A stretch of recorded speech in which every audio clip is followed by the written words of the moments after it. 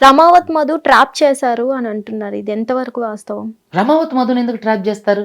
హ్మ్. ట్రాప్ చేసడం అంటే ఏంటి? ఇప్పుడు ఒక అమ్మాయినో లేదంటే ఒక సెలబ్రిటీనో ఇంకొకరిని ట్రాప్ చేస్తారు. రమావత్ మధుని ఎట్లా ట్రాప్ చేస్తారు? ఎవడాడసల? హ్మ్. ఆడేమన్నా పెద్ద హీరోనా? లేకపోతే ఏమన్నా దేశాన్ని ఉద్ధరించినోడా? ఆడు పెద్ద ఫైనాన్షియల్ ఫ్రాడ్ గాడు. వందల మంది ఉసురు పోసుకున్నోడు. వాడిని ఎట్లా ట్రాప్ చేస్తారు?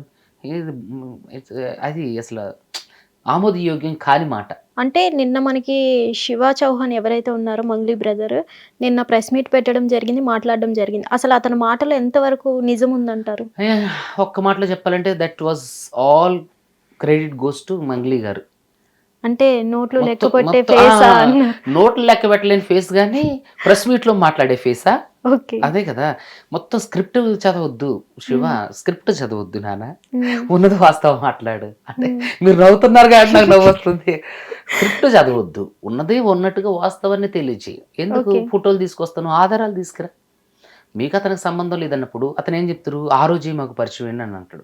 హ్మ్. అంతకుముందు అభిషేక్ నాయక్ చేసే దాంట్లో ఇంకొక రోజు అని చెప్తారు. అవును. ఎవరన్నా స్లిప్పర్లు వేసుకుని వెళ్తారా ఫంక్షన్కి వాటికి? ఇంకోటి ఏంటంటే ఎక్కడ NH-65 హైవే, ఎక్కడ దేవరకొండ, ఎక్కడ మిర్యాలగూడ వెళ్ళే దారిలో వాళ్ళ ఇండ్లు ఉంటే ఆగాడు. హ్మ్. దేవరకొండ వెళ్ళి మళ్ళీ ఇట్లా హైదరాబాద్ వస్తారా? మిర్యాలగూడ నుంచి దేవరకొండ వెళ్ళి అంటే ట్రయాంగిల్ షేప్లో వస్తారా? వెళ్ళే దారిలో నది నిజంగా చెప్పడానికైనా సరే అతనికి అంటే బుద్ధి లేకపోయినా వినడానికైనా మనకు బుద్ధి ఉండాలి. అసలు ఎంత భలే విచిత్రంగా హాస్యాస్పదంగా జనాలు పిచ్చివాళ్ళు వెర్రివాళ్ళు అన్నట్టుగా నోటికి ఏదొస్తే అది అన్ని తప్పు తడక అన్ని అబద్ధాలు చెప్పేస్తే ఎలా? దానికి ఒక ప్రూఫ్ చూపించు. సరే వెళ్ళి భోజనం చేశారు. మరి వాళ్ళింటికి వెళ్ళి అతను మీ బ్యాండ్లో ఏం చేస్తుండో, అంటే ఒక్క మీ బర్త్డే భోజనం పార్టీలో ఏం చేస్తుండో భోజనం చేసినందుకే నింద మోపుతున్నారు. భోంచేయడం కూడా తప్పా అని అయితే మరి అడగడం జరుగుతుంది. భోజనం చేస్తే తప్పు మోపట్లా, హ్మ్. అతనితో కలిసి ఫ్రాడ్లు చేస్తే తప్పు మోపుతున్నారు. భోంచేసిన పాపానికి ఇదంతా ఇంత అవన్నీ ఒట్టి మాటలు. నిందేస్తున్నారు. అసలు ఫస్ట్ లో నాకు ఆడెవడో తెలియదన్న ఆవిడ అవును. ఇల్లు కొనుక్కొని డబ్బులు ట్రాన్సాక్షన్ అనేది దగ్గరికి వరకు వెళ్ళిందంటే ఆవిడ అవును. అబద్ధాలు చెప్తుందని ప్రజలకి అర్థమవుతుంది, మీకు అర్థమవుతుంది అవును. కదా. ఇప్పుడు ఫస్ట్ లో ఏముంది పంజాగుట్ట ప్రెస్ మీట్లు, ఈ ఏంటి ఈ మధు ఎవరు, ఈ హేమాకాంత్ రెడ్డి ఎవరు, అవును. అడ్వకేట్ సుబ్బు ఎవరు నాకు తెలియదు, ఇదంతా అవును. ఏంటి కథ అన్న. అవును. డబ్బులు ట్రాన్సాక్షన్స్ ఎట్లా జరిగినాయి? Hmm. How it is possible? మీ తమ్ముడు శివ ఎవరైతే ఉండో ప్రధాన నిందితుడితో ఎందుకు తిరిగిండు? సరే మీ తమ్ముడు ఓన్లీ ఫంక్షన్ ఇనాగురేషన్కి వెళ్ళిండు, మరి బాధితులతో ఎందుకు తిరిగిండు అటు గుళ్ళకి హ్మ్. గోపురాలకి మందు తాగటానికి? మంగ్లీ తిరగలేదు కదా! మంగ్లీ వాళ్ళ తమ్ముడు అంటే మంగ్లీ వాళ్ళ మేనేజర్. మంగ్లీ ఇప్పుడు ఇరాన్లో ఇక్కడ యుద్ధం జరుగుతుందంటే ఇండియాలో తెలిసింది. మంగ్లీ వాళ్ళ ఇంట్లో ఏం జరుగుతుందో మంగ్లీ వాళ్ళ తమ్ముడు ఎక్కడ ఉండో తెలియదా కదా. అవును. ఎక్కడుండో, అరే నువ్వు ఎక్కడికి వెళ్ళినరా తమ్మి, హ్మ్. ఏడున్నోరా, ఎవరితో ఉన్నారా నన్ను అడగరా? ఏదో ఒక రోజు తెలుస్తది. తెలుస్తది కదా. ఈ విషయం ఆవిడకి 2025 అంటే నాకు తెలిసి ఎప్పుడో తెలుసు. తెలిసి నిజంగా మీరు తప్పు చేయలేదు. మీకు ఓకే. తెలిసినప్పుడే మీ దృష్టికి 2025లోనే వీళ్ళు ఫ్రాడ్ చేస్తున్నారని తెలిసినప్పుడే మరెందుకు ఆళ్ళందరి మీద కేసు పెట్టలా? ఓకే. బాధితుల తరపున పోరాడుతున్న అడ్వకేట్ సుబ్బు మీద కేసు పెట్టాల్సిన అవసరం ఉంది. ప్రజలందరూ అడుగుతున్నారు, ఉమ్మేస్తున్నారు. దీనికి సమాధానం మరి ఎందుకు చెప్పట్లా? ఏ ప్రెస్ మీట్‌కి వచ్చినా వాళ్ళు స్క్రిప్ట్‌లో ఉన్నది చెప్తున్నారు గానీ, హ్మ్. అడ్వకేట్ సుబ్బు మీద ఎందుకు కేసు పెట్టారు? బాధితుల మీద, నిందితుల మీద ఎందుకు కేసు పెట్టలేదని అని అడిగితే దానికి ఎవరు సమాధానం చెప్పట్లా. దానికి క్వెషన్స్‌కి ఆన్సర్ కూడా రావట్లేదు. ఓకే. ఇప్పటికి కూడా నేను మంగ్లీ గారిని అదే అడుగుతున్నా. ఇప్పుడు వాళ్ళు మీ పేరు చెప్పి మీ ప్రమేయం లేదండి అనుకుందాం. హ్మ్. మీ ప్రమేయం లేనప్పుడు మరి మీ పేరు చెప్పి వ్యాపారం చేసిన మీ తమ్ముడి మీద, రమౌత్ మధు మీద, బాలాజీ నాయక్ మీద, శైలజ చౌహాన్ మీద, భరత్ కుమార్ చౌహాన్ మీద, భరత్ కుమార్ చౌహాన్ మీద కేసులు పెట్టకుండా హ్మ్. ఆ అడ్వకేట్ ఎవరైతే ఉన్నారో ఆయన మీద కేసు పెట్టడం అవును. ఇట్స్ సిల్లీ కదా. అక్కడ అవును. కూడా దొరికిపోయారు కదా. హ్మ్. అటు సమాధానం మరి ఎక్కడ దానికి క్లియర్ కట్ సమాధానం ఎక్కడ చెప్పట్లేదు. ఎంతో మంది అడుగుతున్నారు.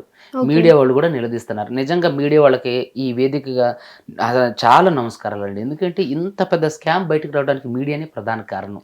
అంటే ఇంతవరకు బయటపడుతున్నా అసలు మంగ్లీ గారు డిఫెన్స్ చేసుకోవడానికి బయటికి రావట్లేదు కదా!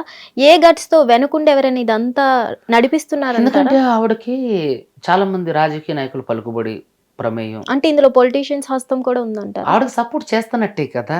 ఓకే. అరే ఒక చిన్న ఇష్యూ ఎవరో మీకు చూడండి. ఈ మొన్న నేను ఒక రీల్ చూసా.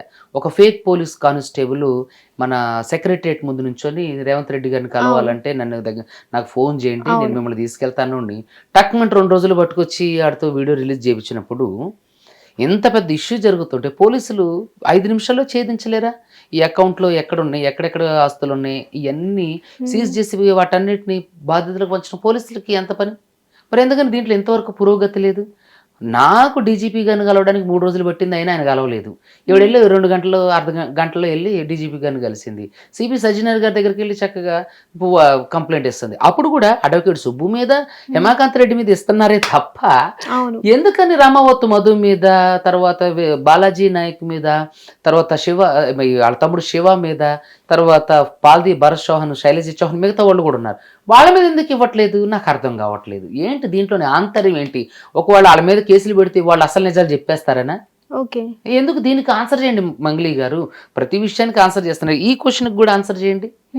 ఇప్పటికి ఇవన్నీ కట్టిపెట్టి రండి, మేము సాదరంగా ఆహ్వానిస్తున్నాం. బాధితులకు న్యాయం చేయాలి. దయచేసి వాళ్ళు చనిపోతున్నారండి. అన్యం పుణ్యం ఎరిగిన వాళ్ళు రూపా కూడబెట్టుకొని వడ్లు అమ్మేసి, బియ్యం అమ్మేసి, మిర్చి అమ్మేసి, ఒక్కొక్క బాధితుడు ఎంత పెట్టారు సార్? అంటే ఒక్కొక్క ఏమండి 5 లక్షల నుంచి స్టార్టింగ్ అండి.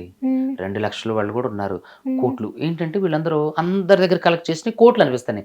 నిజంగా వాళ్ళ దగ్గర కోట్లు లేవు. వాళ్ళందరి దగ్గర వీళ్ళ దగ్గర తీసుకొచ్చిన డబ్బులు కోట్లు. అంటే కొంతమంది బాధితులు ముందుకు వచ్చి 2 కోట్లు పెట్టాం, 3 కోట్లు వాళ్ళందరూ అదే అంటున్నాండి. వాళ్ళ దగ్గర ఉన్నవి కావవి. వాళ్ళ రిలేటివ్స్ దగ్గర భూములు అమ్మి, ఇల్లులు అమ్మి. సార్ భూములు అమ్మినా, ఇల్లులు అమ్మినా కోట్లు ఎక్కడి నుంచి వస్తాయి సార్? పేదవాళ్ళు అంటున్నారు, ఎక్కడి నుంచి తెచ్చి పెట్టారు వాళ్ళు? ఇప్పుడు మా ఊర్లో ఇప్పుడు మా భూమి మాది ఎట్లేదన్నా ఎకరం 1.5 దాకా ఉంది.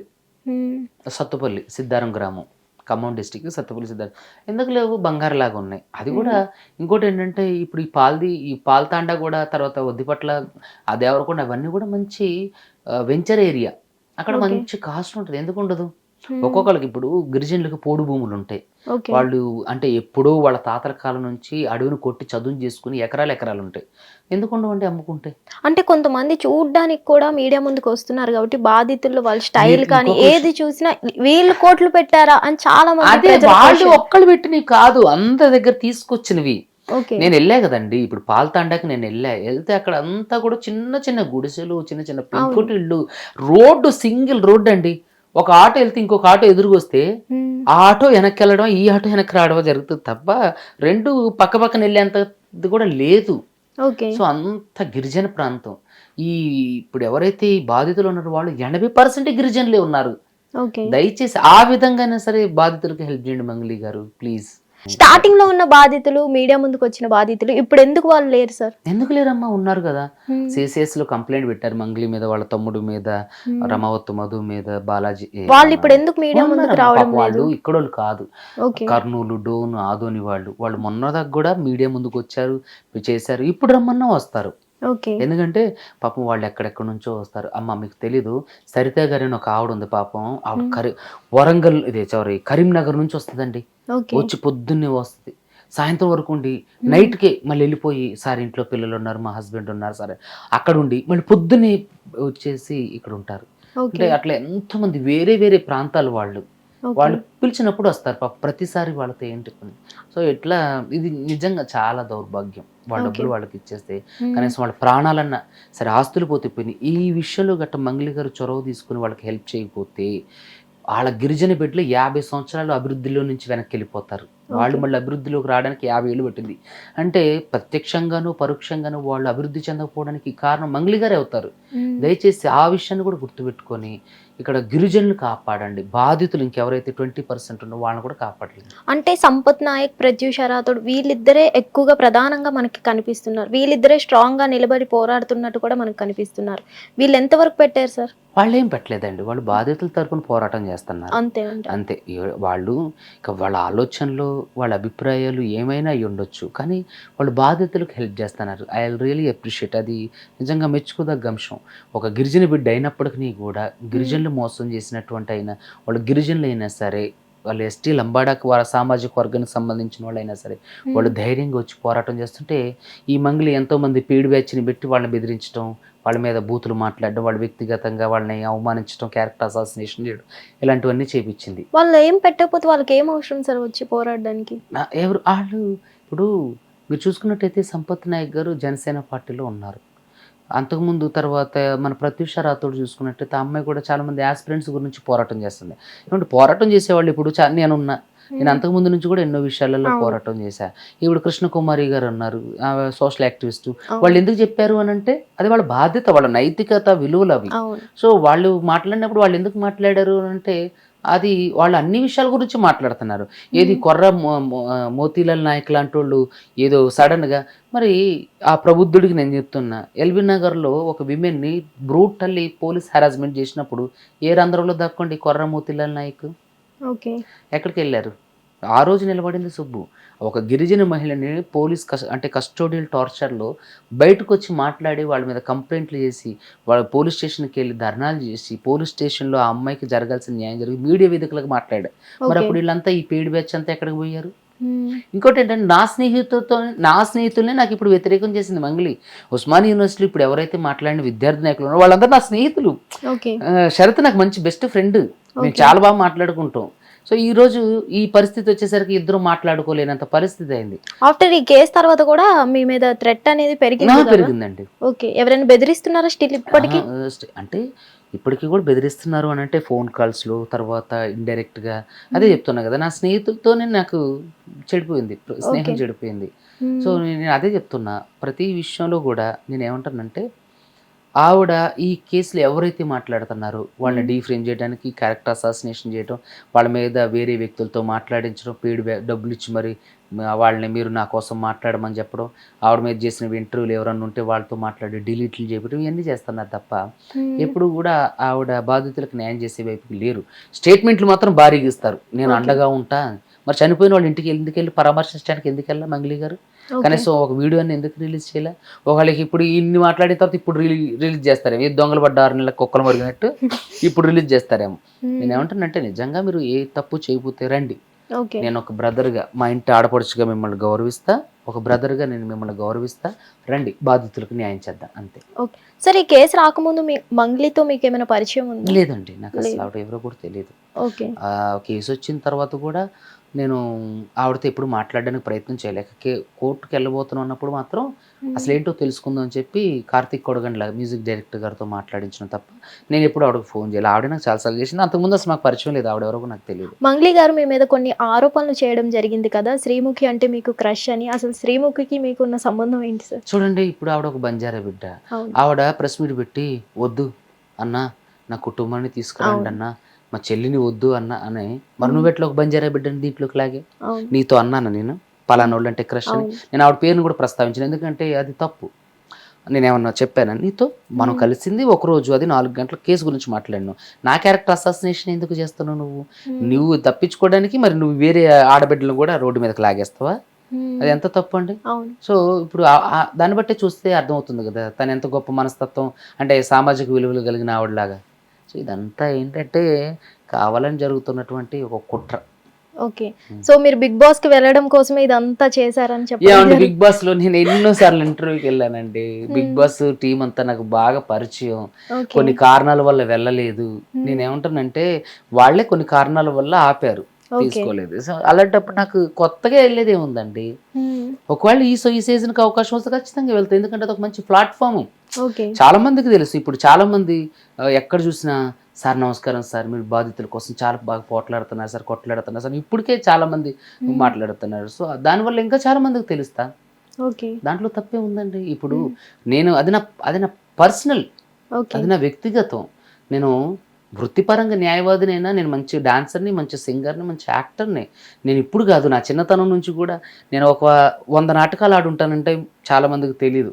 ఖమ్మం జిల్లాలో ఉన్న అందరికీ తెలుసు, ఎందుకంటే ఖమ్మం జిల్లాలో ఉన్న ప్రతి నాటకోత్సవాలలో మేము నాటకాలు చేసినాం. నేను కళా పరిషత్తులో పనిచేశాను. నేను కూచిపూడి డాన్సర్ని, నాకు మంచి సింగర్ని, నాకు లలిత సంగీతం వచ్చు. ఇవన్నీ కూడా నాకు ఇప్పుడు నా వృత్తి వేరు, నా ప్రవృత్తి వేరు. అది నా వృత్తి, న్యాయవాది అనేది నా కళ. ఎందుకంటే మా తాతగారిని బ్రూటల్లీ పోలీసులు జైల్లో మర్డర్ చేసి, అంటే లాకప్ డెత్ చేసిన దగ్గర నుంచి నేను ఫిక్స్ అయింది అదే. సో నాకు దాంతోపాటు నా అభిరుచులు ఇవన్నీ కూడా. నేను అన్నిటికంటే ముఖ్యంగా వంట కూడా చాలా బాగా చేస్తా, డిలీషియస్గా చేస్తా. అంటే వీటన్నిటికీ దానికి ఏంటి సంబంధం? ఇప్పుడు నా వ్యక్తిగత జీవితానికి కానీ నా ప్రొఫెషనల్ జీవితానికి ఏంటి సంబంధం? నేను నా ప్రొఫెషనల్గా నేను ఎంత దూరమైనా సరే బాధితుల తరపున పోరాటం చేశాను. ఎందుకంటే అడొకటి సుబ్బు పేదలారని ఇప్పుడు కదండి, ఎన్నో మ్యాగజైన్స్ ఆర్టికల్స్ ఉన్నాయి. ఎంతోమందికి ఫ్రీగా సర్వీస్ చేస్తాం. కేసులు డబ్బులు ఉన్న వాళ్ళ దగ్గర తీసుకుంటాం, డబ్బులు లేని వాళ్ళకి అవి ఖర్చు పెడుతుంటాం. సో ఇట్లా ఆవిడ చేసే అలిగేషన్స్ అని ఇట్స్ జస్ట్ లైక్ డస్ట్బిన్, అంటే టిష్యూ పేపర్ అన్నట్టు. అంటే సార్ మీరు బాధితుల తరపున పోలీస్ స్టేషన్‌కి వెళ్ళడం జరిగింది. అక్కడ మీకు బ్రీత్ అనలైజర్ టెస్ట్ చేయడం జరిగింది. ఇది ఎంతవరకు కరెక్ట్ అంటారు?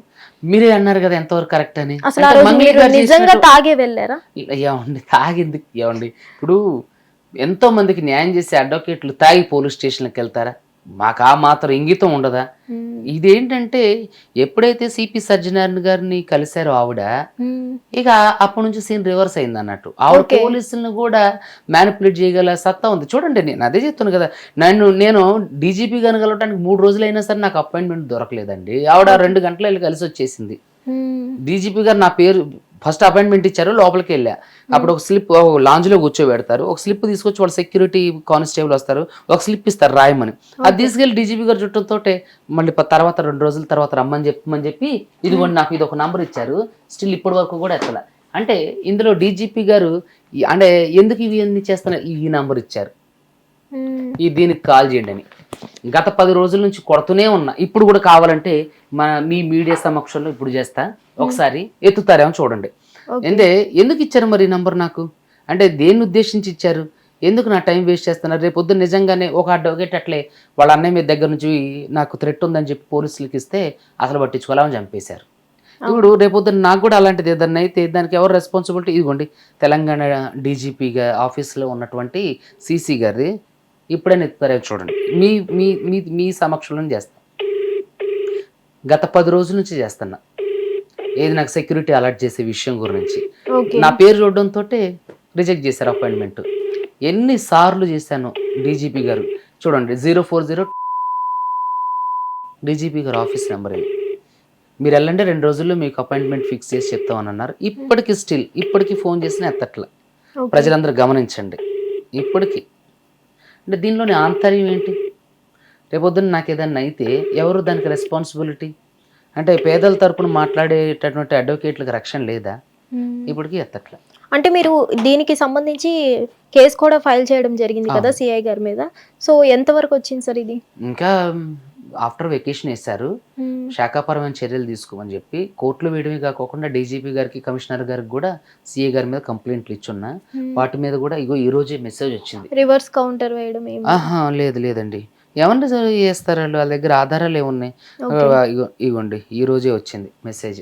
హ్మ్. ఇదేంటి, your petition DGP has been forwarded to Hyderabad 13/4/26 to take in necessary action అని ఓకే.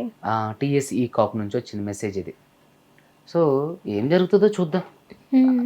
ఆయన బాధితుల తరపున వచ్చినటువంటి ఒక అడ్వకేట్ని అవమానించడం అనేది యావత్ భారతదేశంలో ఉన్నటువంటి ప్రతి ఒక్కరు స్పందించి ఆయన చేసిన పని పోలీస్ వ్యవస్థకి అవమానకరం అని చెప్పేసి అతని మీద కామెంట్ల రూపంలో కూడా తిట్టడం నాకు అప్పటి నుంచి మద్దతు పెరిగింది. అప్పుడు ప్రజలందరికీ అర్థమైంది, ఓహో అంటే మంగ్లీ ఇది స్కెచ్ ఇట్లా చేయించింది అని. ఓకే. సో మొత్తానికి మంగ్లీ కేసు వల్ల మీరు బాగా ఫేమస్ అయ్యారు కాబట్టి ఎలా ఉంది ఈ ఫేమ్ మీకు? ఫేమస్ అనేది నాకు వద్దండి, బాధితులకు న్యాయం జరిగితే చాలు. ఇక్కడ హ్మ్. ఫేమస్ అనే పదం నాకెందుకు విడ్డూరంగా అనిపిస్తుంది. ఓకే. అంటే బాధితుల తరపున కొట్లాడుతున్నప్పుడు గుర్తింపు రావడం వేరు, గుర్తింపు అనండి, ఫేమస్ అనకండి. హ్మ్. గుర్తింపు వచ్చింది, సో నేను దాన్ని అలాగే కాపాడుకోవడానికి ప్రయత్నం చేస్తా. ఓకే. ఫేమస్ అనేది ఈ రోజు వస్తుంది రేపు పోతుందండి, కానీ అవును. గుర్తింపు చచ్చేంత వరకు ఉంటుంది. సో నాకు గుర్తింపు వచ్చింది, ఓకే. అడ్వకేట్ సుబ్బు నిజాయితీగా నిలబడతారు, నీతిగా ఉంటాడని చెప్పి, అది చాలు నాకు. హ్మ్. సో ఈ కేసు అనేది సిబిఐ వరకు వెళ్ళే అవకాశం ఉందంటారా సార్? కేంద్ర దర్యాప్తు సంస్థలకు ఇవ్వమనే అనుకుంటున్నాం. హ్మ్. కానీ ముఖ్యమంత్రి రేవంత్ రెడ్డి గారు ఏదైనా ఒక సీట్ లాంటి దర్యాప్తు సంస్థకి చేస్తే మాత్రం ఇది తొందరగా సాల్వ్ అవడానికి అవకాశం ఉంది. కేంద్ర దర్యాప్తు సంస్థలో అన్నిట్లోని గెలిచారంటే అది మనం ఢిల్లీ లిక్కర్ స్కామ్ చూసినట్టయితే హ్మ్. ఘోరంగా విఫలం. సో అట్లని కాదు, వేస్తే మంచిది అనేది ఉద్దేశం. ఎప్పుడైతే ఇప్పుడు సీఎం గారు ఉన్నారో ఆయన కలిసిన తర్వాత రిప్రజెంటేషన్ చేసిన తర్వాత హ్మ్. ఏం చేస్తే మంచిదనేది ఆయన గారికి వదిలేస్తాం. Okay.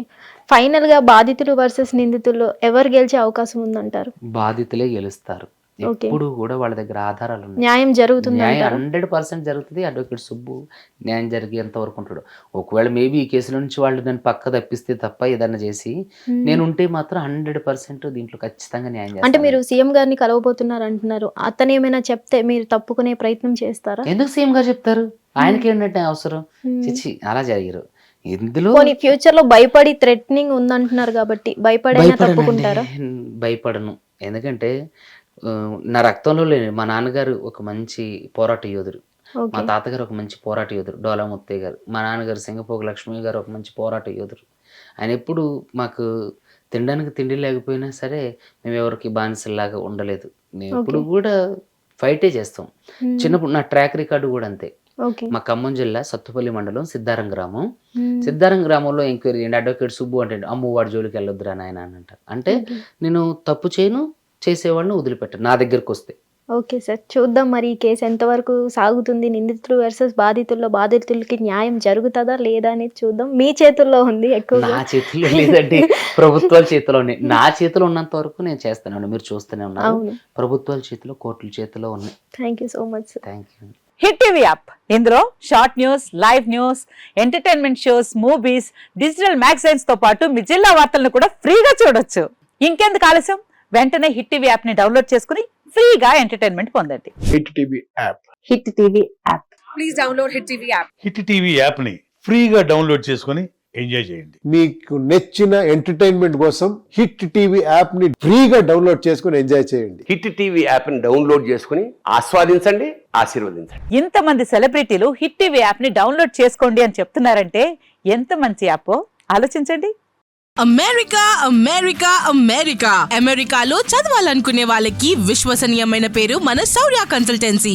UK Law 1 Year Masters. UK Law 1 Year Masters. 2 years work permit up to 5 years visa. Contact Saurya Consultancy. Contact 89851 89851.